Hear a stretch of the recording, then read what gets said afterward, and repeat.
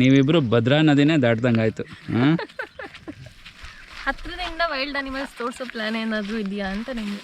ಅಪ್ಪ ನಿಂದಲ್ಲಿ ಫೋಟೋ ತೆಗಿತೀನಿ ನಾನು. ಇಬ್ರದ್ದು ತೆಗಿತೀರಾ? Okay fine.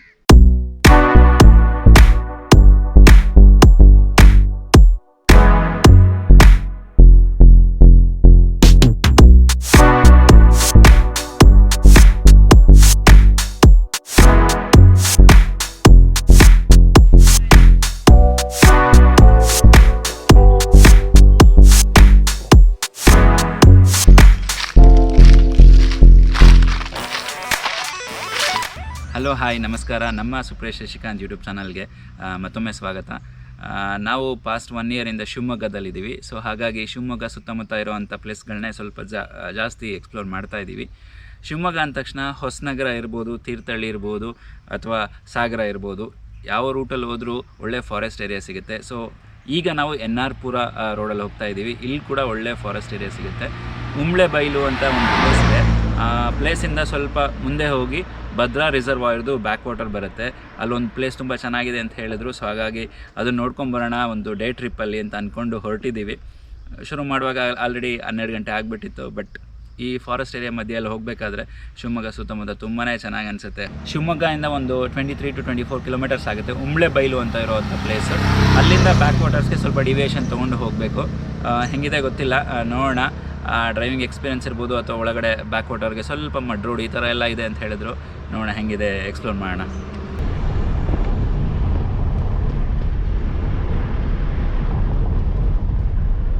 ಮೇನ್ ರೋಡ್ ಪಕ್ಕ ಫಾರೆಸ್ಟ್ ಇದ್ದಾಗ ಡ್ರೈವಿಂಗ್ ಎಕ್ಸ್ಪೀರಿಯನ್ಸ್ ಡಿಫ್ರೆಂಟ್ ಆಗಿರುತ್ತೆ. ಮೇನ್ ರೋಡಿಂದ ಸ್ವಲ್ಪ ಡಿವಿಯೇಷನ್ ತೊಗೊಂಡು ಒಳಗಡೆ ರೋಡಲ್ಲೆಲ್ಲ ಹೋಗಬೇಕಾದ್ರೆ ಈ ಥರ ಫಾರೆಸ್ಟ್ ನೋಡಿದ್ರೆ ಸ್ವಲ್ಪ ಭಯ ಇರುತ್ತೆ ಮನಸ್ಸಲ್ಲಿ. ಅದ್ರ ಜೊತೆಗೆ ಮಧ್ಯೆ ಮಧ್ಯೆ ಎಲ್ಲ ಬೋರ್ಡ್ಗಳಿರ್ತವೆ, ಭದ್ರಾ ಸಂರಕ್ಷಿತ ಅರಣ್ಯ ಪ್ರದೇಶ, ಹುಲಿಗಳ ಪ್ರದೇಶ, ಈ ಥರ ಆನೆಗಳು ಓಡಾಡ್ತವೆ. ಈ ಥರ ಎಲ್ಲ ಬೋರ್ಡ್ ನೋಡಿದ್ರೆ ಇನ್ನೊಂದು ಸ್ವಲ್ಪ ಮನಸ್ಸಲ್ಲಿ ಭಯ ಇರುತ್ತೆ. ಬಟ್ ಚೆನ್ನಾಗಿದೆ, ಒಳ್ಳೆ ಎಕ್ಸ್ಪೀರಿಯನ್ಸ್. ಈ ಫಾರೆಸ್ಟ್ ಏರಿಯಾದಲ್ಲಿ ಎಲೆಕ್ಟ್ರಿಕ್ ಫೆನ್ಸ್ ಥರನೋ ಏನೋ ಒಂದು ಥಿನ್ ವೈರ್ಸ್, ಇದ್ರದ್ದು ಫೆನ್ಸ್ ಥರ ಸುಮಾರು ಕಡೆ ನೋಡಿದ್ವಿ ಇಲ್ಲಿ. ಹೊಸನಗರ ರೋಡಲ್ಲಿರ್ಬೋದು, ಅಥವಾ ಈಗ ನಾವು ಹೋಗ್ತಿರೋ NR ಪುರ ರೋಡಿಂದ ಡಿವಿಷನ್ ತೊಗೊಂಡು ಹೋಗ್ತಿರೋ ರೋಡಲ್ಲಿರ್ಬೋದು. ಅದೇನು ಎಲೆಕ್ಟ್ರಿಕ್ ಫೆನ್ಸೋ ಏನೋ ಗೊತ್ತಿಲ್ಲ, ಅಥವಾ ಫಾರೆಸ್ಟ್ ಅನಿಮಲ್ಸ್ಗೆ ಸ್ವಲ್ಪ ಅದೊಂದು ಡಿಸ್ಟ್ರಾಕ್ಷನ್ ಥರನೋ ಏನೋ ಗೊತ್ತಿಲ್ಲ. ದೊಡ್ಡದಾಗಿ ಗುಂಡಿ ತೋಡ್ಬಿಟ್ಟು ಈ ಥರ ಫೆನ್ಸ್ ಥರ ಹಾಕಿದ್ದಾರೆ. ಇರ್ಬೋದು ಮೋಸ್ಟ್ಲಿ ಈ ಕಡೆಯಿಂದ ಈ ಕಡೆಗೆ ಹೋಗದೆ ಇರಲಿ, ಯಾಕಂದರೆ ಈ ಕಡೆ ಎಲ್ಲ ಸ್ವಲ್ಪ ಅವ್ರದ್ದು ಅಗ್ರಿಕಲ್ಚರಲ್ ಲ್ಯಾಂಡ್ ಎಲ್ಲ ಇದೆ.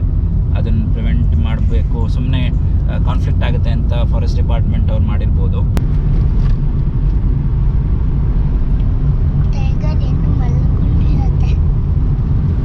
ಏನು ಪಾಪು? ಟೈಗರ್ ಇನ್ನು ಮಲ್ಕೊಂಡಿರುತ್ತೆ, ರಾತ್ರಿ ಎದ್ದೇಳುತ್ತೆ.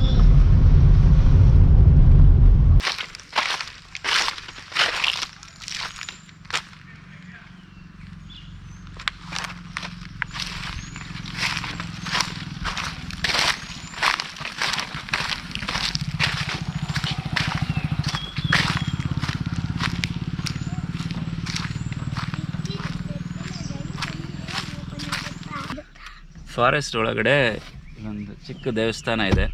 ಇಲ್ಲಿಯವ್ರಿಗೆ ಒಂದು ಡಿವೈನ್ ಪ್ಲೇಸ್ ಇದ್ದೇ ಇರುತ್ತೆ. ಸ್ವಲ್ಪ ಜನ ಮಾತ್ರ ಓಡಾಡ್ತಾ ಇದ್ದಾರೆ. ನೋಡೋಣ ಒಳಗಡೆ ಇನ್ನೊಂದು ಸ್ವಲ್ಪ ಹೋಗಿ.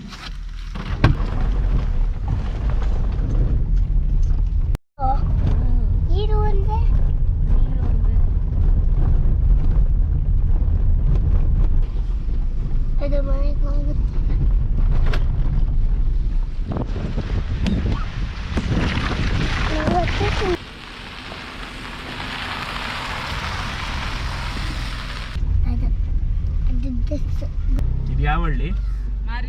ಮಾರಿದಿಬ್ಬ.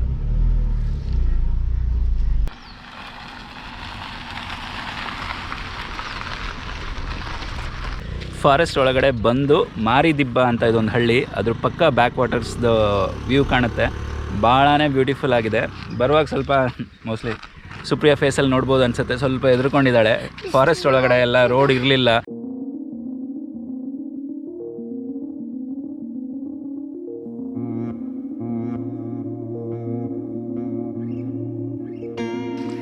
ಸುಪ್ರಿಯಾ, ಹೆಂಗೆ ಅನ್ನಿಸ್ತು ಪ್ಲೇಸು?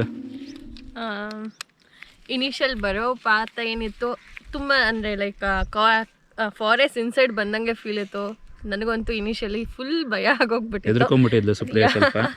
ಈಗಲೂ ಸ್ವಲ್ಪ ಫೇಸಲ್ಲಿ ಹಂಗೆ ಅನ್ನಿಸ್ತಾ ಇದ್ದಾಳೆ. ಅಲ್ಲಿ ಸ್ವಲ್ಪ ಜನನ ನೋಡಿದ್ಮೇಲೆ ಸ್ವಲ್ಪ ರಿಲೀಫ್ ಆಯಿತು. ಓಕೆ, ಇವಾಗ ಸೊ ಆರಾಮಾಗಿ ಕಾರಿಂದ ಇಳಿದು ಬಂದು ವ್ಯೂ ನೋಡಿಕೊಂಡು ಫುಲ್ ಎಂಜಾಯ್ ಮಾಡ್ತಾ ಇದ್ದೀವಿ. ಅಲ್ಲೊಂದು ಹಳ್ಳಿ ಪಕ್ಕ ಇರೋವಂಥ back water, Bhadra reservoir back water ಇದು ತುಂಬಾ ಚೆನ್ನಾಗಿದೆ. ಅಷ್ಟೊಂದೇನು ಬಿಸಿಲು ನನಗೆ ಅನ್ನಿಸ್ತಾ ಇಲ್ಲ, ಏನು ಬೆವರ್ತೀವಿ ಆ ಥರ ಏನು ಅನ್ನಿಸ್ತಾ ಇಲ್ಲ. ತುಂಬಾ ಪ್ಲೆಸೆಂಟ್ ಆಗಿದೆ. ನೀರು ಲೆವೆಲ್ ಅಂತೂ ತುಂಬಾ ಕಮ್ಮಿ ಆಗಿಬಿಟ್ಟಿದೆ. ಬಟ್ ಸುತ್ತಮುತ್ತ ಹರಡ್ಕೊಂಡಿರೋ ಫಾರೆಸ್ಟ್ ಏರಿಯಾ ನೋಡೋಕ್ಕಂತೂ ಭಾಳ ಖುಷಿ ಆಗುತ್ತೆ. ದೂರದಲ್ಲೆಲ್ಲ ಈ ದನಕರುಗಳೆಲ್ಲ ಮೇಯ್ತಾ ಇದ್ದಾವೆ. ನೀರು ಕೆಳಗೆ ಹೋದಂಗೆ ಅಲ್ಲೆಲ್ಲ ಹುಲ್ಗಳು ಬೆಳ್ಕೊಂಡಿರುತ್ತೆ. ಸೊ ಹಂಗಾಗಿ ಚೆನ್ನಾಗಿ ಮೇಯ್ತಾ ಇದ್ದಾವೆ. ಫಾರೆಸ್ಟ್ ಅನಿಮಲ್ಸ್ ಕೂಡ ರಾತ್ರಿ ಹೊತ್ತು ಬರ್ತಾವಂತೆ. ಡೇ ಟೈಮೆಲ್ಲ ಏನು ತೊಂದರೆ ಇಲ್ಲ ಅಂತ ಹೇಳಿದ್ರು. ಕಾರ್ನ ಅಲ್ಲೆಲ್ಲ ತೊಗೊಂಡು ಹೋಗೋ ಒಂದು ಅಟೆಂಪ್ಟ್ ಎಲ್ಲ ಬೇಡ ಅಂತ ಹೇಳಿಬಿಟ್ಟು ಮಾರಿದಿಬ್ಬ ಅಲ್ಲಿ ವಿಲೇಜಲ್ಲಿ ಅಲ್ಲೇ ನಿಲ್ಲಿಸ್ಬಿಟ್ಟು ನಾವೀಗ ಒಂದು ನಡ್ಕೊಂಡು ಬರ್ತಾಯಿದ್ದೀವಿ. ಏನಾದರೂ ಲೈಟಾಗಿ ಸ್ನ್ಯಾಕ್ಸ್ ತೊಗೊಂಬಂದು ಇಲ್ಲಿ ಬಂದು ಆರಾಮಾಗಿ ಕೂತ್ಕೊಂಡು ನದಿ ನೀರನ್ನ ನೋಡಿಕೊಂಡು ತಿನ್ಬೋದು. ಚೆನ್ನಾಗಿ ಅನಿಸುತ್ತೆ. ಎಲ್ಲೂ ಏನು ಗಲೀಜು ಮಾಡೋದು ಬೇಡ, ಹಾಗೆ ವಾಪಸ್ ತೊಗೊಂಡೋಗ್ಬೇಕು. ಅದೊಂದು ತುಂಬಾ ಇಂಪಾರ್ಟೆಂಟ್ ಥಿಂಗು.